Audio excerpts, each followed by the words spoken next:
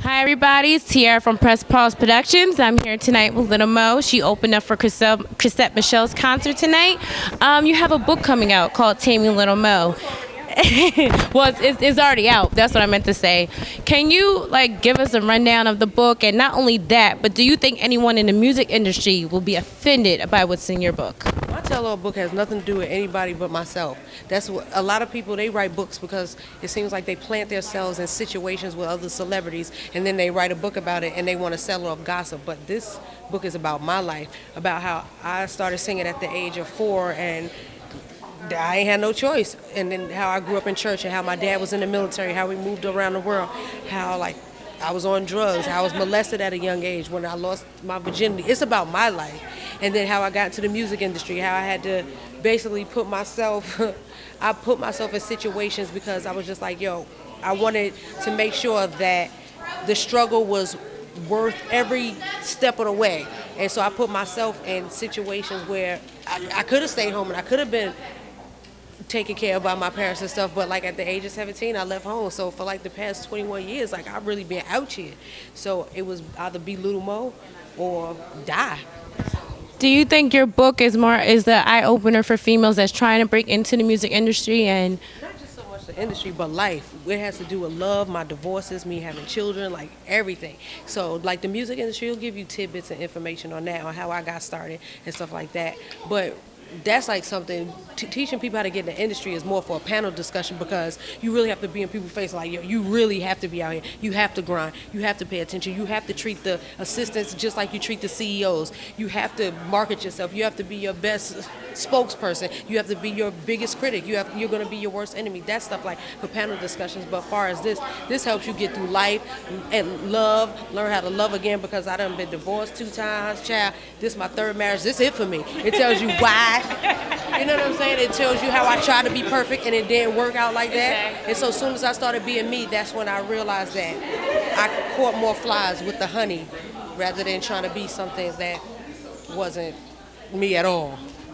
now you are hilarious. You were so funny tonight. Do you plan on trying to have your own show or something like that? One day I probably will, but I know for the past couple of months, my family and I have been hanging with, my kids call him Uncle Katt. So hanging with Katt Williams has really rubbed off on me. He always tell me, just be yourself.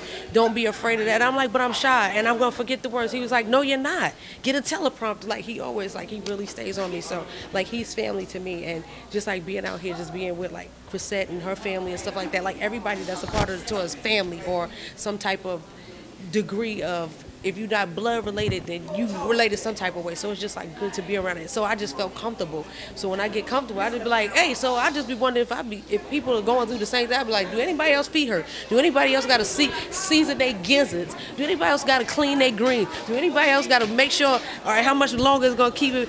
Is it going to cost me to keep these kids an extra 30 minutes? You have to ask these questions. Dude, that real life happens. So that's the only reason why I'll be cutting up on stage and then throw a little song in between there. You give the candy and the medicine all in one. We get to have fun, we get to be empowered, we get to hear some good singing, and you get to see sisters share the stage this is honestly a dream come true. So after you performing tonight, a lot of people want to see more of you, more music. So is there anyone right now in the music industry that you're looking forward to working with, collaborating with? Right now, one thing I like to do by myself is be by myself. You know why? Because it's hard. A lot of the songs that I even performed tonight, from Superwoman, Put It On Me, Forever, stuff like that, because I've always collaborated. So when it's time to perform them, it's hard to be in the same city as the artist because everybody's really out here working hard. So at the end of the day, it's you know what, Mo, it's time for you to do you. You done help, commemorate sales for a lot of careers. Now it's time to think about yourself. So I've basically been thinking about myself, what do I want to sing about? What message do I want to convey? What do I want to bring back? Because I'm still not ready to grow up. I don't want to be singing no old grown people songs. I want to sing songs that are conducive to this generation because I have young children. So I don't want to be, I don't want to sing that. I got to keep up with the times and make sure I stay relevant to the slang, to the lingo, to the style, to the dance moves, because these young children need somebody to basically minister to them. Yeah. Other than that, I could go, straight urban AC, but then these young kids will be lost and child, they just need some help. Well, thank you so much for your time. This is Tiara, Press Pause Productions. Thank you.